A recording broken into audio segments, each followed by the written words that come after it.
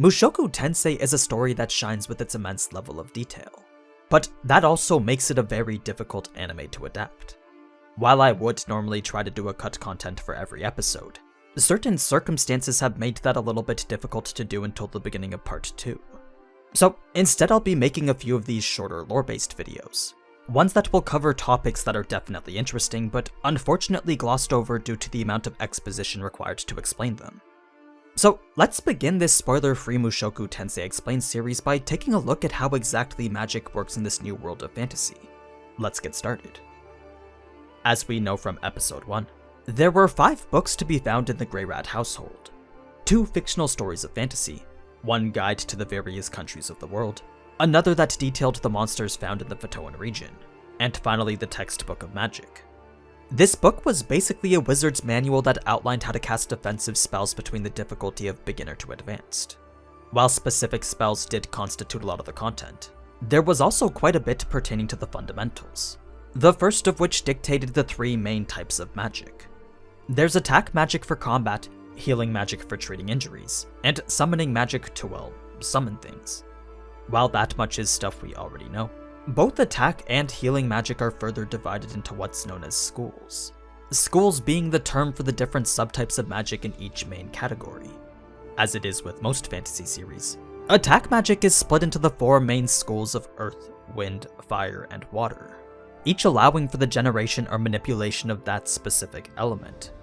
Similar to that, healing magic is also further divided into 4 different schools as well. There's healing for treating injuries, detoxification for purging poisons and disease, protection to bolster the caster's defenses or create sturdy barriers, and finally divine strike, which is more of a situational type. What I mean is that spells in this category were typically only effective at doing damage against ghost-type monsters or demons. Because of this, not many people except for human priest warriors were proficient at them. They didn't even teach this magic at any of the universities. So, while it's not something that Rudy really needed to be concerned about right now, it did confirm that supernatural beings such as ghosts do exist. Anyway, with that being the general divisions of attack and healing magic, you're probably wondering if there's anything for summoning magic. Well, while there aren't any schools like how there are with the other 2, summoning does come in 2 different types. Fiends, which are basically a form of monster that has evolved to the point of developing an intellect, or spirits, which are full-on intelligent beings called forth to possess an artificial body. The thing about summoning though is that it's a lot more complex than simply creating a fireball or treating a wound. Magic of this caliber can't simply be casted via an incantation. Instead, many summoners have to rely on a magic circle, which brings us now to the 2 methods in which magic is casted.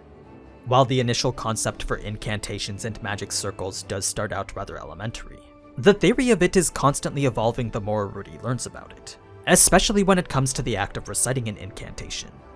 You see, magic circles did used to be the primary mechanism for casting magic, reason being that the incantations of old typically took at least 1 to 2 minutes to recite. So it was actually much faster to inscribe the mystic patterns of a magic circle than go from there. The day that all began to change though was after a certain mage had figured out how to shorten them. They had determined that the simplest of incantations could be reduced to around 5 seconds, making them much more suited for attack magic than any known method before. It's a technique that later became known as Truncated Spellcasting. Now, even though the caster does still have to recite a predetermined set of words, because the cast time is so significantly reduced, the number of ways in which it could be used far exceeded that of any of the other methods, thus making it the ideal standard for casting magic. Well, that is, unless you were able to use silent spellcasting.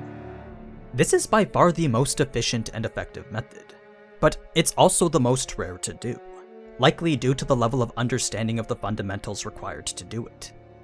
Since Rudy is pretty much an expert on it, he doesn't need to rely on an incantation or magic circle. Instead, he can just use himself as the medium to manipulate the mana. Or more specifically, he can use his mind to manipulate mana into the form he wants. As overpowered as that sounds, the process itself isn't any different. The steps for Rudy to manipulate mana into magic are the same as any other method. It's just that everything's being done in his head instead of through a fixed medium like words or patterns. Kind of like how Tatsuya does it in Mahoka. As for what those steps are, well, the first was to imagine the shape of the spell. There would then be a short window of time after where the caster could add more mana to increase the size of the spell. This was then followed by yet another window of time where the caster could adjust the spell's velocity, allowing them to determine the range at which they wanted to travel.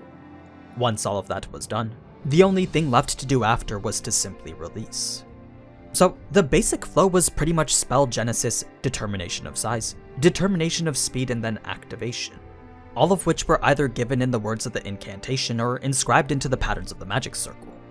For those who can do silent casting though, this entire process was simply done in their heads, not only reducing the cast time by more than a few seconds, but also granting a significantly increased level of flexibility. The fact that the whole spell could be modified all in their head made it that much more versatile. So it's by far one of the most high-level techniques currently at Rudy's disposal. While he was practicing it, another significant advantage that came with it was the ability to use combined magic even faster. This was the term used to describe when spells from different schools were cast in quick succession, resulting in a combination of individual elemental spells to create a completely new one. For example, by casting Waterfall, Heat Island, and Icicle Field together, the end result would be a blanket of mist. So there were numerous combinations in which the most basic of attack magic could be used together. The only thing limiting the caster's ability to use it was their understanding of the elements, that and the amount of mana within their body. Since magic is basically the manipulation of mana, it makes sense that any sort of spell requires mana in order to be cast. As for where that mana comes from though, well, it comes directly from the body of the person casting it. You see, every living being in the world of Mushoku Tensei has some finite amount of mana residing in their body. There is of course a little bit more to it than just that, but for now that's pretty much all you need to know. Now that you know the fundamentals and how everything works, there's one last thing that we need to talk about, and that's the classification of ranks, the division of spells by their level of difficulty. When it comes to magic, a spell's difficulty is typically determined by the amount of mana required to cast it. So something like a water ball would be a beginner spell. Then the more you start to manipulate the mana associated with it, the more complex the spell becomes, and as a result the rank of it gets higher. What this means is that a slightly more complex version of Water Ball, like, say, Water Cannon, would be at the intermediate level, or Roxy's Earth Fortress would be at the advanced level. When we get to the Saint level though, that's when we start to get into the area of things like weather manipulation. They're typically large-scale spells that involve hefty amounts of mana. Now, each rank after this proceeds to build upon the last, not only becoming more powerful and effective than the previous level, but also increasing their area of effect as well, eventually getting to the point where a mage at the divine level would be capable of affecting things at a continental scale. So this would of course make them one of the most powerful beings in the world, thus why the title given to them would be God. For a bit more context on the scale that these ranks work by, let's use the novel's example of healing magic. Beginner level healers would only be capable of closing up simple wounds, but those at the Imperial level are said to be able to regrow missing limbs. Then beginner detoxifying magic can purge minor poisons or light diseases, whereas higher levels can create their own toxins and antidotes. Once again though, a big part of a person's proficiency in a specific school all comes down to their understanding of it.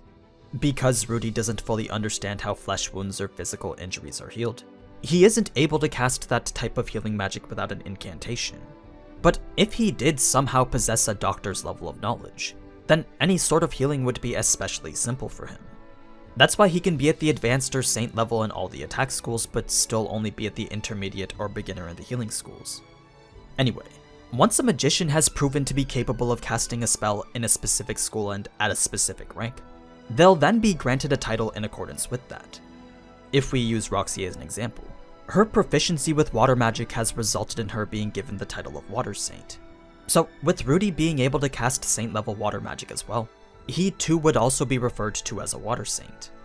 But if he ever became able to use Imperial magic in, let's say, fire, then he would also gain the title of Fire Emperor.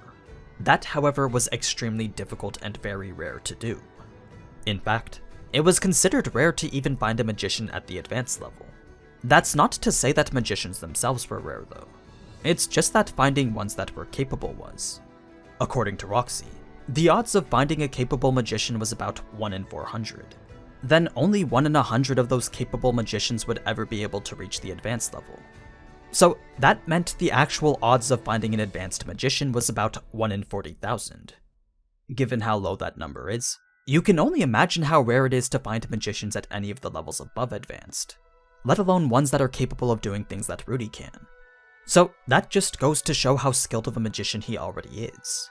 But the more specific details of his strength is a topic for another video, perhaps maybe even the next one. But anyway, that's pretty much the basics regarding magic in Mushoku Tensei. I hope you enjoyed learning a little bit more about this great isekai as much as I did. And if you want to see more content like this, then be sure to let me know in the comments and leave a like. I do still have to keep up with the weekly ReZero videos, but I don't mind trying to commit to a few more of these. But yeah, as always, thank you so much for watching, and if you enjoyed this type of anime content, then you already know what to do. So, until next time, ciao!